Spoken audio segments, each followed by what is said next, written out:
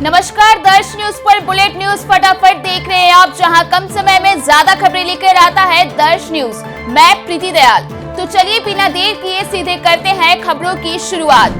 बिहार में आने वाले दिनों में स्वास्थ्य सुविधाओं का विस्तार होगा। राज्य में 1379 स्वास्थ्य उप केंद्र और संस्थान बनेंगे। नीतीश कैबिनेट ने इसे लेकर 1755 करोड़ की योजना को मंजूरी दी है। इस राशि से 1015 स्वास्थ्य उप केंद्र और 228 अतिरिक्त प्राथमिक स्वास्थ्य केंद्रों का निर्माण होगा। इसके अलावा जहां सामुदायिक स्वास्थ्य केंद्र निर्मित नहीं है, वैसे 86 प्रखंड के निर्माण एवं NHM द्वारा निर्माण किए जाने वाले 50 सामुदायिक स्वास्थ्य केंद्र को भी स्वीकृति दी गई है। शिक्षा विभाग भूमिहीन स्कूलों को भवन उपलब्ध कराने की दिशा में ठोस कदम उठा रहा है। उसने सभी जिला शिक्षा पदाधिकारियों से कहा है कि 10-10 भूमिहीन स्कूलों के लिए जमीन तलाशे, ताकि वहां धन मुहैया कराकर भवन बनाया जा सके। इस तरह 380 भूमिहीन स्कूलों के लिए निजी और सरकारी जमीन हर हाल में मुहैया कराने के लिए कहा है। बिहार की राजधानी पटना में एक बार फिर किताबों की दुनिया सजेगी। 27वां CRD पटना पुस्तक मेला 1 से 12 दिसंबर तक गांधी मैदान में होने जा रहा है। पिछले 38 वर्षों से लगने वाला बिहार का लोकप्रिय सांस्कृतिक महोत्सव इस बार अनेक राष्ट्रीय विद्वानों, संस्कृति कर्मियों और साहित्यकारों से गुलजार होगा। इस बार पटना पुस्तक मेला की थीम स्त्री नेतृत्व है। बिहार को विशेष राज्य के दर्जे की मांग को लेकर सियासत फिर गर्मा गई है। पटना हवाई अड्डे पर पत्रकारों से बातचीत करते हुए लालू प्रसाद यादव ने कहा कि बिहार को विशेष राज्य का दर्जा मिलना चाहिए और अगर ऐसा नहीं हुआ तो हम केंद्र से मोदी सरकार को हटा देंगे। बता दें कि नीतीश कुमार सरकार द्वारा बुधवार को कैबिनेट की बैठक में इस पर प्रस्ताव पारित करने के बाद एक बार फिर से विशेष दर्जे की मांग ने जोर पकड़ लिया है। आरजेडी सुप्रीमो लालू प्रसाद यादव की बेटी रोहिणी आचार्य ने एक्स के जरिए प्रशांत किशोर पर हमला करते हुए कई बात कह दी थी। उन्होंने पीके को बीजेपी का दलाल तक कह दिया था। रोहिणी आचार्य के उस बयान पर जवाब देते हुए प्रशांत किशोर ने कहा कि लालू के बेटे, उनकी बेटी, उनके नाती, उनके घर पर काम करने वाले लोगों पर अगर मैं बयान पर बयान देने लग जाऊं तब तो हो गया। मेरे ऊपर जिसको जो बयान देना है दे। छठ के बाद अब बाहर जाने वाली ट्रेनों में यात्रियों की अतिरिक्त भीड़ हो रही है। ऐसे में स्पेशल ट्रेनें ही सहारा है। भीड़ के मद्देनजर यात्रियों की सुविधा के लिए रेलवे की ओर से कई स्पेशल ट्रेनों का परिचालन किया जा रहा है। इसी क्रम में कई शहरों में पूर्व मध्य रेल ने 7 जोड़ी और स्पेशल ट्रेनों का परिचालन करने का निर्णय लिया है। रेलवे की ओर से चलाई जा रही इन 7 स्पेशल ट्रेनों में आपको दिल्ली, लोकमान्य तिलक, पुणे, अंबाला, आनंद विहार, रक्सौल आदि जाने के लिए गाड़ी मिल जाएगी। उत्तराखंड के उत्तरकाशी जिले के सिलक्यारा में टनल के अंदर फंसे 41 मजदूरों की जान बचाने के लिए रेस्क्यू ऑपरेशन लगातार जारी है।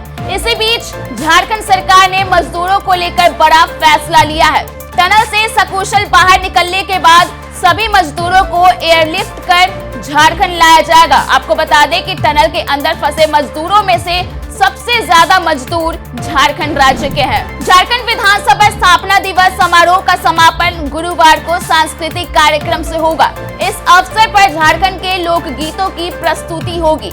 इसके अलावा पार्श्व गायक जावेद अली सांस्कृतिक संध्या को यादगार बनाएंगे। नेपाल के मकवानपुर जिले के चितलांग में 4.5 की तीव्रता के भूकंप के झटके महसूस किए गए। नेपाल भूकंप विज्ञान केंद्र के मुताबिक भूकंप के झटके गुरुवार की सुबह महसूस किए गए। हालांकि अभी तक किसी बड़े नुकसान की जानकारी नहीं है। आपको बता दें कि नेपाल में इसी महीने की शुरुआत में 3 नवंबर को 6.4 तीव्रता के भूकंप के तेज झटके महसूस किए गए थे, जिससे अब तक नेपाल उबरने की कोशिश कर रहा है। अब खबर खेल जगत की।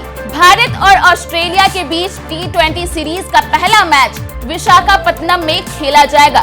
टीम इंडिया सूर्य कुमार यादव की कप्तानी में मैदान पर उतरेगी।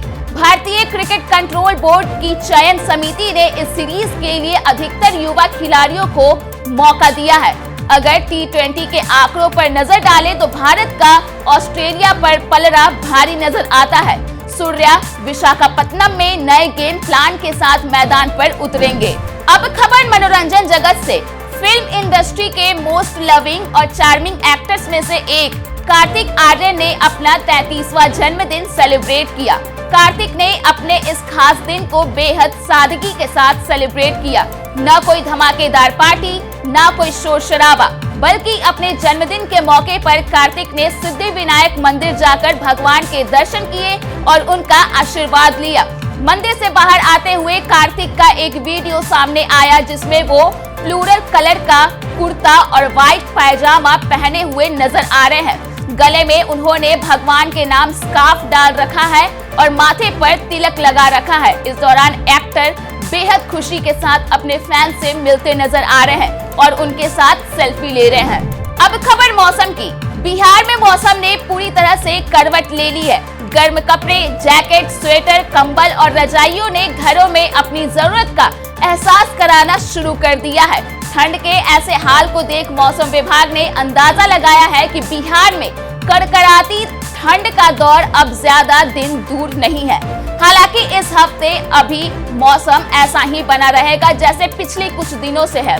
एक आध जगहों पर स्थानीय मौसमी परिस्थितियों की वजह से कुछ जगहों पर तापमान कम भी रह सकता है। साथ ही पूरे राज्य में धुंध के छाए रहने का पूर्वानुमान जताया गया है।